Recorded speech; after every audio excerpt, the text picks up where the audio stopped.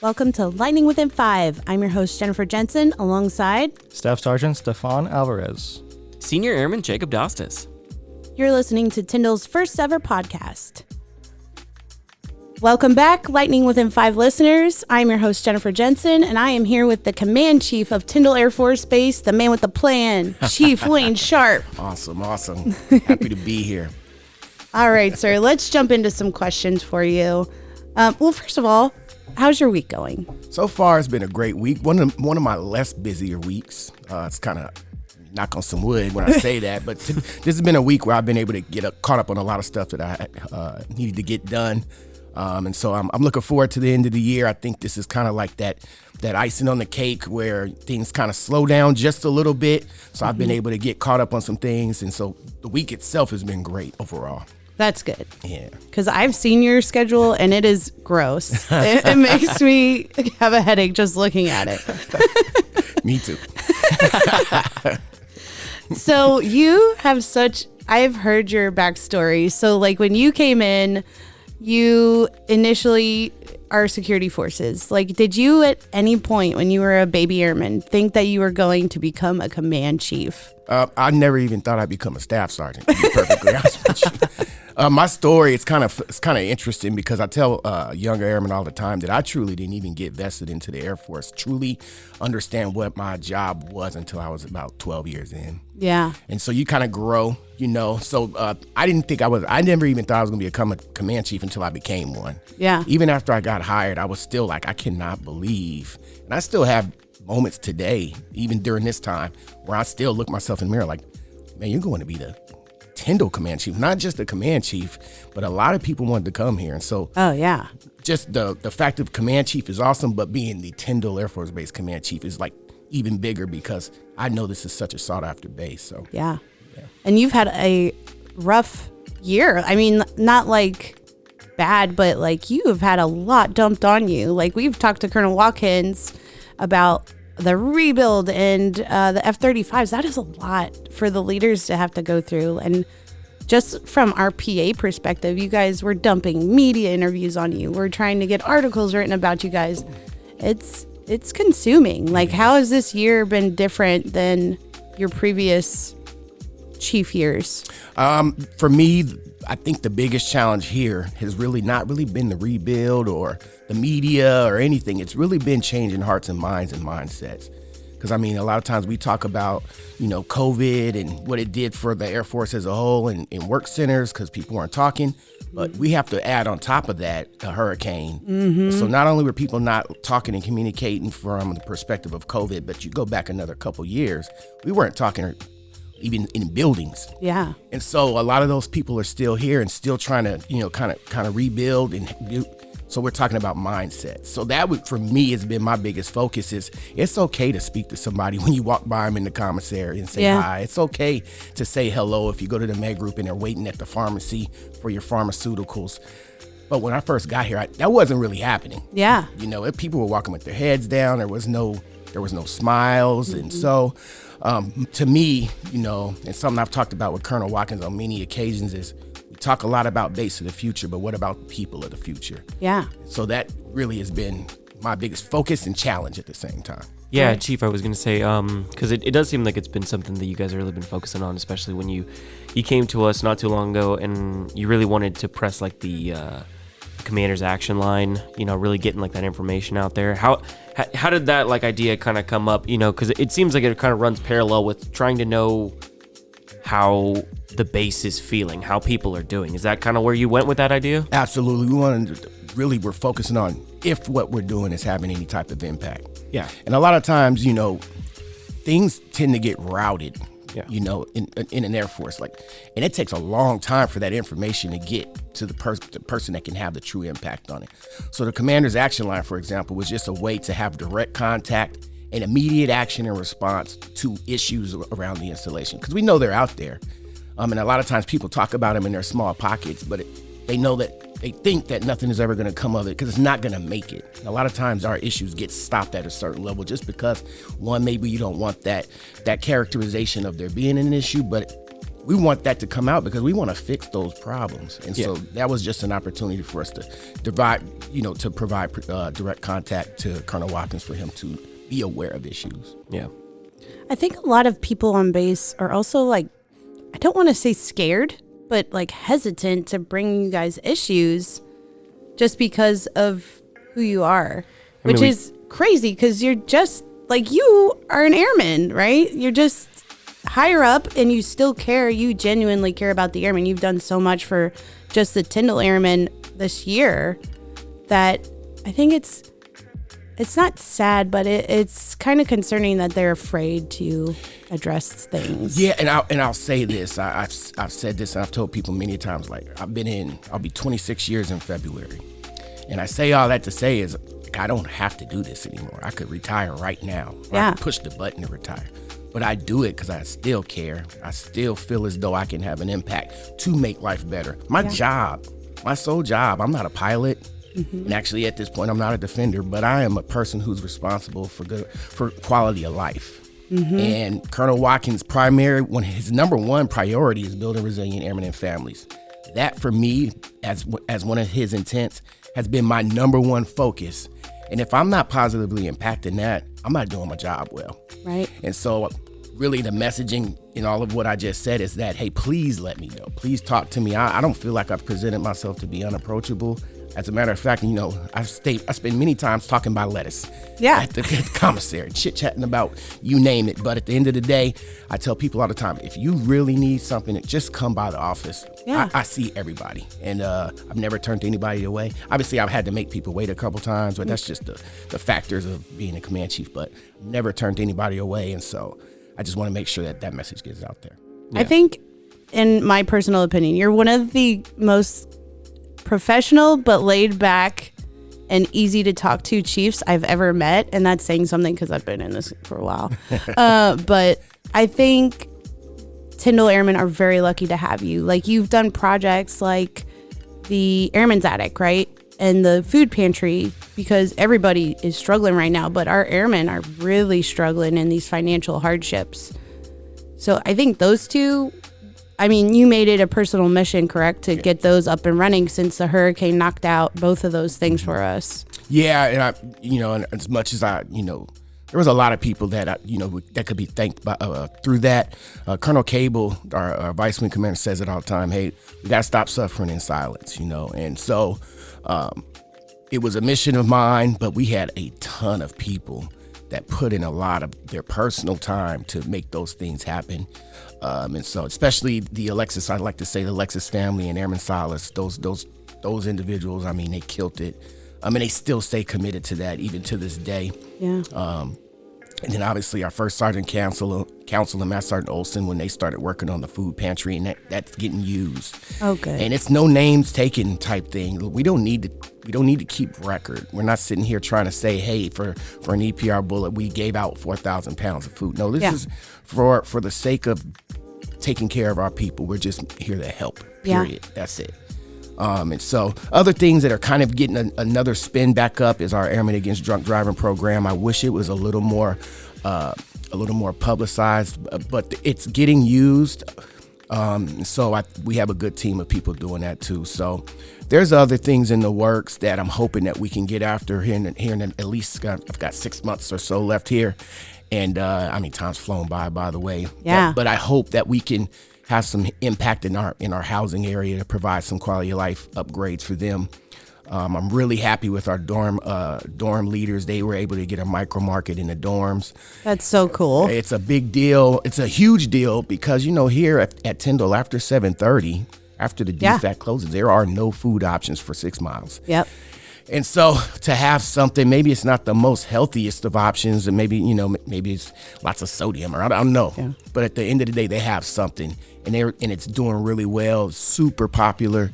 They've been refilling it every couple of days. And so with that being said, I'm hoping for our maintainers across the line that we can get something for them. Yeah, I know our FSS is working on an option to be able to have hot meals for them on the other side of the line. To come up with a plan, and hopefully that comes to fruition here in the near future.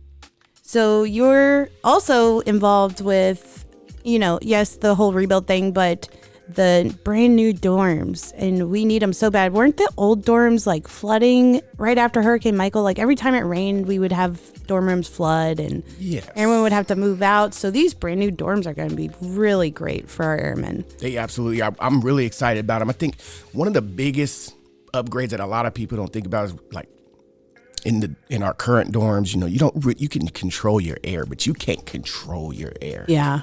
In the new dorms, you're going to be able to control your air. Oh, you know? wow. And so I think, you know, where they're limited to like 75 degrees right now, I think they'll be able to go a lot lower. Yeah. I mean, it'd be just like a normal house. The other thing that I think is awesome, 480 rooms coming online, but the big thing, I mean, I don't know of one dorm in the entire DOD that has a fireplace. What? We have a fireplace? It's going to have a central fireplace. This sounds about a little dangerous. Well, I don't know what kind of fireplace. It might be. You know, here's the thing. Here's one of the points I've said it a few times, because, you know, we also have the balcony coming. Right. Is I say, okay, most of our airmen right now, they're moving out of the dorms at 6 to 8 months. Mm-hmm. Yeah. That's crazy. It's crazy, but the reality of it is it's a possibility that can happen. Yeah. And we have to trust that they're going to be able to move into potentially a house that has a fireplace, That's true. that has a balcony. You're not wrong. So they're adults. Now, granted, crazy things are going to happen, but they're going to happen anywhere. They can happen anywhere. If we have an opportunity to provide an upgraded installation of the future facilities, such as dormitories where there's a gas fireplace, a gas stove, gas dryers, and gas, all this other stuff, why can't we do something that, like a fireplace, where we have to make sure, well, obviously there's going to be safety mechanisms and things of that nature. Right. You know, timers probably. But at the end of the day, these are state-of-the-art dorms, and I'm super excited about the fact that they get to come here, and we'll be the first ones to hopefully set the bar for what quality of life should look like. Do they have elevators? They do have elevators. Oh my gosh. They've got elevators. I had to trek up like 4 flights of stairs with groceries. It was not pleasant. It was not. Those were the days. So here's the interesting thing. They told me the story on the elevator. So they had to get a waiver to get these. I think the rule is that dorms have to be at least 6 stories. I believe these are 5. Oh. And oh my God. in Can order, you imagine? they had to get a waiver to get the elevators installed because they're 1 floor short of what the standard is for installing elevators. But we got them, so we're good. Yeah. We got them. That's right. Face of the future. Tyndall's going to have the best dorms in DOD. That's right. That's right. That balcony, I saw the HoloLab graphics for that. That's going to be so cool. That little square outdoor hangout area thing. It's got it's got sweet. fake grass, but it has a huge 8 feet tall glass, but you can see the bay, which is so crazy. The dorms I lived in, I could see tumbleweeds. That was about my view. So I got to go up there a couple weeks ago. I got to go check out the balcony, and I'll tell you, it's a great view. Both sides. I mean, I actually prefer the view of the flight line better because you can still see a little bit of the bay. Yeah. But you also see the planes taking off, right? It's like 3D almost. It looks great. Yeah, that's true. I always forget that there's water on the other side of the flight line. We are completely surrounded. We're on a peninsula. So and I'm sure there's sharks too. Is there anything that in particular that you want to talk about, mission-wise? I think more than mission for me, what I'm, with the holidays coming up. Yeah. I really wanted to focus on making sure the airmen take care of themselves. One, from a perspective of mental health. Yes. A lot of people, they're away from home. They're not getting a chance to go home. So really just messaging to the supervisors, don't forget about your airmen that might be alone. Reach out to them, check on them. Also, to those airmen, let them, for me, if there's anything I can do to help them if they needed a place to go, if they just want to get out, if they want to hang out, I don't, care. And I know supervisors are doing a good job of making sure that's the case, and traditionally we do. But what I don't want to happen is somebody just sit in their dorm room and feel lonely. Yeah. And so I also talk about, wanted to kind of just hit on rest and recovery. Mm-hmm. It's been a busy year for Tyndall. It's been a busy year for the Air Force as a whole. We're kind of transitioning. We talk about, inflection points, and right now we're at one where we're kind of changing mission sets. And so as you continue to pace yourself and run, and Tyndall develops a new F-35 mission, and we're getting that off the ground, there still needs to be some time for self-care and just sitting down and kind of just taking care of yourself and reflecting on what you've done, because at the beginning of next year, we're going to have to start running again. Yeah. But we're at a point right now where we can kind of ease back, relax. Hey, start taking some leave, focus on self-care, focus on, just kind of recuperating. Yep. Because the marathon continues next year in January, and we got a lot of great stuff coming up between now. We've got events for days planned and combat dining outs and my God, that was so fun. I'm looking right now something I'm kind of starting the process on. We're working on the team to get this together. We're going to bring Tyndall an NCO induction. So instead of a senior NCO induction, we always focus on the top 3, right? Yeah. But it's just as important to be a non-commissioned, to get selected to be a non-commissioned officer. Absolutely. I would say it's probably even more important. Yes. Because it's a huge transition. And so we're developing that team right now. And hopefully May-ish timeframe, we'll actually have an NCO induction ceremony. It's going to be like, kind of in line with what the Army does, but we gonna snazz it up Tyndall style a little bit. Nice. Might throw some neon lights, some smoke in there. You walk through the gauntlet. You got to jump over the broomstick or something. I don't know. We're gonna come up with something. But we're gonna make it special, and hopefully it becomes a tradition that we pay the proper respects to our new NCOs from here forward. That's so cool. That's right, because they got to let the E4 Mafia go, know? Hey, let it hey. go. Bigger and better Not you, Doss. It's your forever E4 Mafia. But you chose that. Hey, you're not wrong. You're not wrong. So, but yeah, I think we're just putting a little more gloss on what it means to transition. A lot of time, they go to ALS and we think that that's the transition. I mean, that might be the start, but we need to make sure that we're making them feel like an NCO. Absolutely. And giving that impression to them. So yeah, I think that's great. Because when you become an NCO, you are not solely focused on yourself anymore, right? You're focused on your airmen now. absolutely. So making them feel like important, like ALS is fantastic. It teaches you how to get there, but making them feel special, like they did it, and now they have to, keep earning it every day to show their airmen how to get to that point as well. I think that's super awesome way to. Yeah, and to be honest with you, sometimes you don't know what you want or where you want to go until you see somebody else do it. Absolutely. So a lot of where I've kind of ended up in my career, it was based on, wait a minute, I like what that person's doing with that. I would love to get a chance to do it myself. For sure. You don't know what you want until you want it, right? Yep. But if you see something and it's being highlighted as something such as a big deal, for me, I got to go to Chief Master Sgt. Beausoleil's chief induction ceremony. That was the first thing I didn't even know what a chief really was until I went to that. And I'm like, man, I wouldn't mind being a chief one day. But I was inspired by a ceremony. Yeah. To be that. Well, why can't we inspire our young airmen to be NCOs through a ceremony? So that's kind of the thought process behind it. I like that. Would you appreciate an NCO induction? I definitely have gotten similar feelings, a lot of inspirational feelings from the different ceremonies that I've been able to go out and shoot. I mean, obviously I'm there working, right? I'm taking photos and doing all kinds of stuff, but it's definitely been pretty awesome experiences to get to go to each one of those, whether or not it's like the senior ones or the Master Sergeant releases or the chief induction ceremonies, things like that. So it's definitely been really cool. I don't know if you'd make all the new staff sergeants get mess dress. I don't know. No, it wouldn't be that kind of ceremony. Okay. And I think the key to it is keep it simple, Right. but make it special. I mean, I'm thinking like let's roast some pigs type stuff. You know what I mean? Oh, that'd be cool. Uniform. We're not talking about mesh dress and these amazing dinners and $60 plates and stuff. Right. No, we're talking about, hey, the sole focus is on these inductees. The NCO creed. Maybe some type of ceremony where they walk through the arches. Mm-hmm. Something that signifies that growth and that development. But when we start talking about, hey, we're gonna rent out ballrooms, I would rather just do it on the beach or something like that. You know hands what I mean? down. And call it a day. But something simple that's not gonna have to require a bunch of fundraising. Yes. And cost, but we can still do it in a way that recognizes that the transition. And that's the plan we're trying to develop now. So I'm gonna be working with the 5-6 council.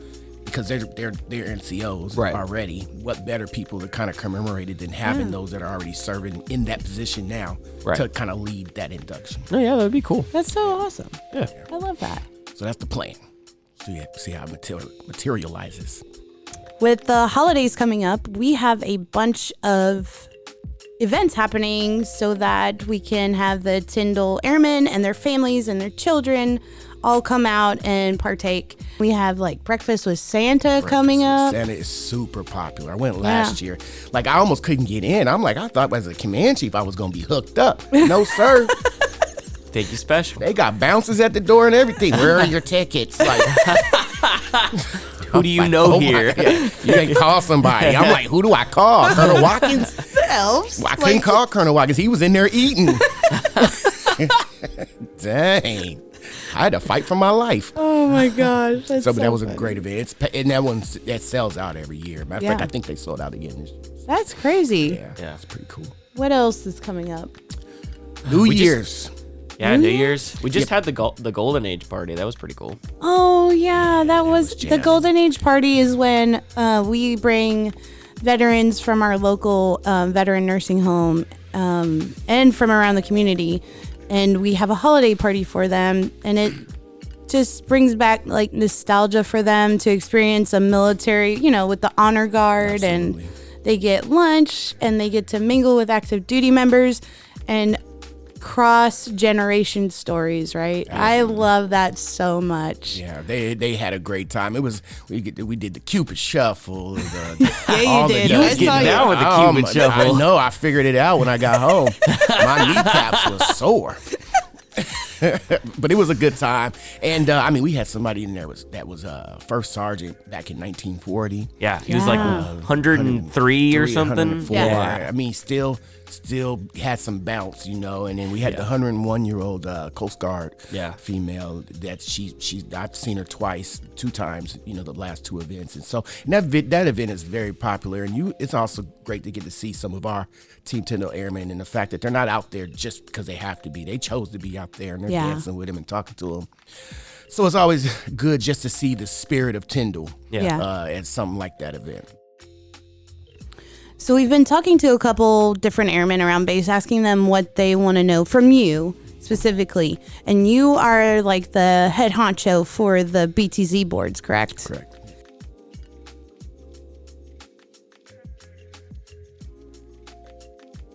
So in order for an A1C to stand out among his peers, what do you think, in your opinion, can make that happen for them? I think one of the big things that I tell airmen, my advice to them is, one, don't try to make BTZ.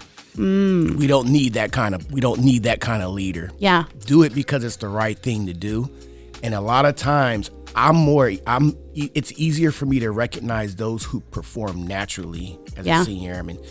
And a lot of the times, here's the big thing about BTZ. Everybody who goes up for BTZ at the wing level is going to have great records. Yeah.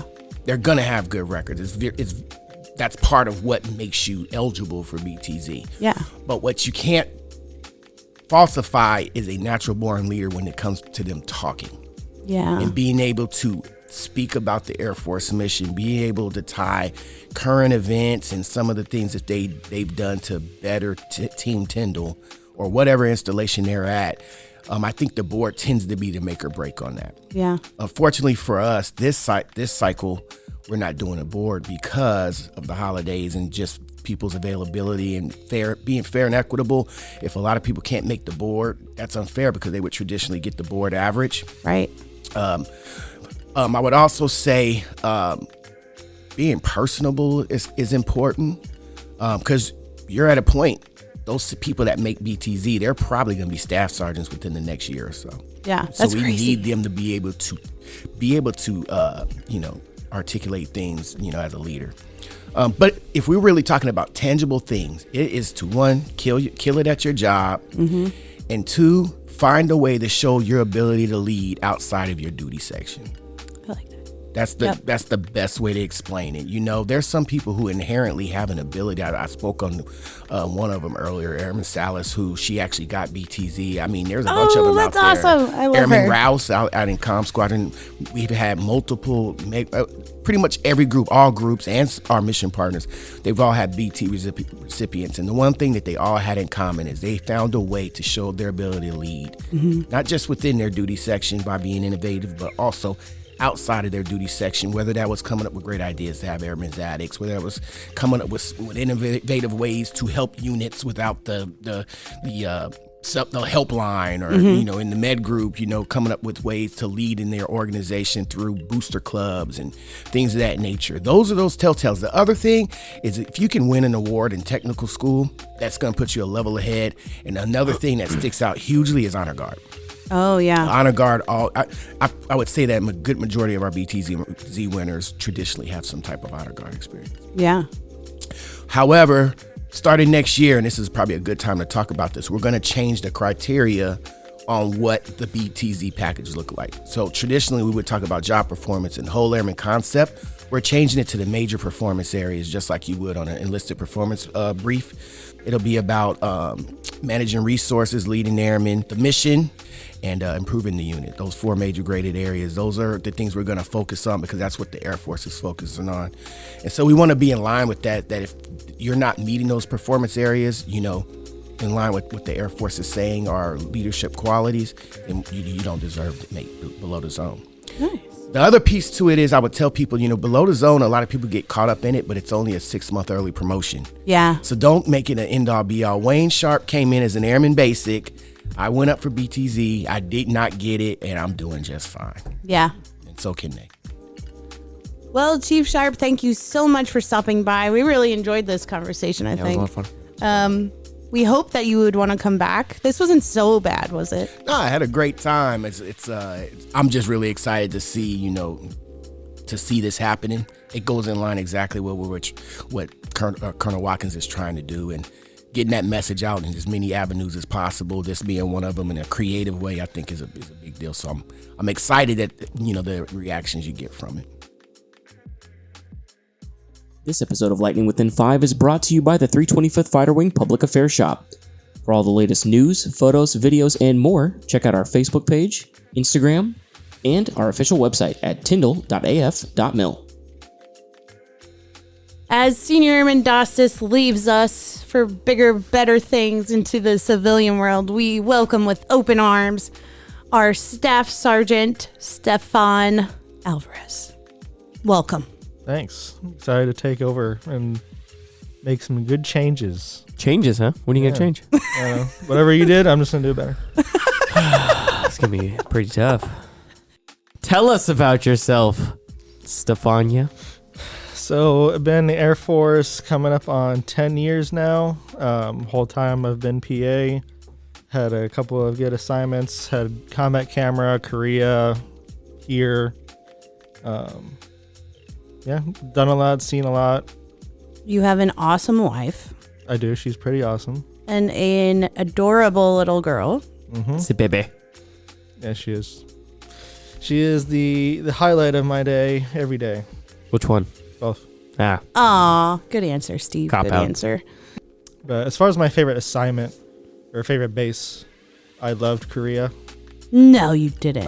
Wait, which Korea? Kunsan, right? Kunsan, yes. Oh my gosh. You dirty dirtbag, you. I loved Korea. I know, depending on who you talk to, it's two extremes. People either hate it or they love it. Mm-hmm. And I was one of those people that loved it. My all-time favorite was MacDill. Second would be Tyndall. Mm-hmm. It just so happens they're both in Florida. Yeah. But MacDill is centrally located in the heart of Tampa, so there is so much to do there. But I do think, I wholeheartedly believe that Panama City is going to turn into that kind of, maybe not such a megaplex like Tampa, but after the hurricane, we realized we needed to rebuild not only the base, but the community. So they're bringing a lot more things into the community on our side and the beach side. So I think it'll grow, and I think it'll be better. Yeah, I can see it definitely kind of being like, what's that base that's by like SpaceX and NASA and stuff? It's a Space Force base now. Oh, Patrick. Yeah. I can see Tyndall and Panama City eventually being like that. Yeah. Does your family have any holiday traditions? Yes, we do. So we kind of adopted like a German Christmas tradition since I was born in Germany. I lived there for the first couple of years. Is it the pickle? is the Christmas pickle, yes. I do the pickle too. What is the Christmas pickle? What? I lived there for 2 years and I've never heard of this. Come on. So German Christmas tradition, on Christmas Eve, the night of Christmas Eve, when everybody goes to bed, mom or dad will hide a pickle ornament in the tree. Not an actual pickle. Yeah, it's a pickle ornament. It's like a little plastic or ceramic pickle. And when the kids wake up in the morning, whoever finds the pickle either gets an extra present or they get to open their presents first. Yep. I feel like there would be a lot of fighting if it was like an extra present. Like that would get kind of aggressive. It does get chaotic when you actually can't find the pickle, though. That happened to my kids one year. They're like, "You didn't even put it in the tree." I was like, "Yes, I did. I know for a fact I did." And they ripped the tree apart, and it was hidden in some branches. And they're like, "Now you owe us both presents." And I was like, "No, that's not how that's not how it works." Do you ever though have issues because you have cats? And I've had Christmas trees before, and I also have cats. They like to get into that Christmas tree. Do your cats ever get in there and steal the pickle before anybody else can? Wait. Let's emphasize, Sergeant Alvarez doesn't just have cats. He has dog cats. They're so huge. Yeah, they're massive. Yeah, one's like a Maine Coon mix. The other one's a Bengal mix, and then our little tuxedo cat is a normal domestic short hair cat. She's tiny. Yeah, but they're size of small children. Yeah, the Maine Coon. They do scare me. The Maine Coon is 21 pounds. Oh my god! And your cat weighs more than my weenie dog. Your cat almost weighs as much as my kid. That's crazy. He's 21 pounds, and then the Bengal is 16. Oh my god! How much cat food do you guys go through? Not that much. For anybody actually listening to us, if you ever have a chance to do something for the holidays, go to St. Augustine, Florida. It is so pretty and magical, and you can sit on a trolley and ride around the whole historic part of St. Augustine and look at the thousands and thousands of Christmas lights they have up. It is such a good experience. You've been here a long time. You been to St. Augustine? I have a couple of times, yeah. I enjoyed it. They have lots of old coastal forts and stuff that have been here for hundreds of years. I feel like a lot of people will recommend St. Augustine. I've just never been there. I feel like I got into the Florida Twilight Zone where I just stayed in Panama City for too long. I've been to Pensacola, I've been to Tallahassee, Tampa, Orlando, but I had to break myself out of the everyday grind and loop to actually go to those places. I know I'm close to those places. Besides Orlando, it's there's not a lot in Tampa that I need to go see. Right. Orlando's got the parks, right? And I kind of wish I had gone to Miami because Miami's Miami. But Jacksonville, I'm not trying to hate on Jacksonville. No. But I haven't heard anything that's you need to go see this at Jacksonville. But you can cut all this out of the podcast. You don't realize how far away Miami is, or Key West. That's a 12-hour drive from the Panhandle. Yeah, it's really far. bad. It's really, really far. Hard pass. So I sadly say goodbye to Airman Dostis. He was the only one brave enough in the office. Even Alvarez didn't support this podcast. He was the only one brave enough to embrace my crazy ideas when it came to media, and the podcast was one of them. So I am sad to see him go. We made a good team, I think. I think so too. Yeah. I will miss our banter, sir. Is there any last words that you would like to say to our listeners? No, I'm gonna miss it. I'm gonna miss the podcast. I'm gonna miss Jen. I'm gonna miss Stefania over there. It's for now what you're gonna be called till I leave. No, hopefully everything keeps growing, and it's gonna be pretty cool to see this base again in the next 5 to 10 years when hopefully everything's pretty much done, and hopefully you guys take this podcast and really run with it. I know you guys got a lot of really good ideas brewing for media relations and things like that for the Tyndall Public Affairs Shop, and I know the social media has been blowing up recently. We got a lot of great shooters in this office. So hopefully we can keep pushing out great content, and you guys, hopefully, I'm pretty sure you guys won't miss a beat the second that I leave. So yeah, that being said, Sunny D out. Thanks for listening to Lightning Within 5. Let us know your thoughts, your comments, your opinions. Just write us or comment us. We appreciate you all for listening, and have a great Team Tyndall day.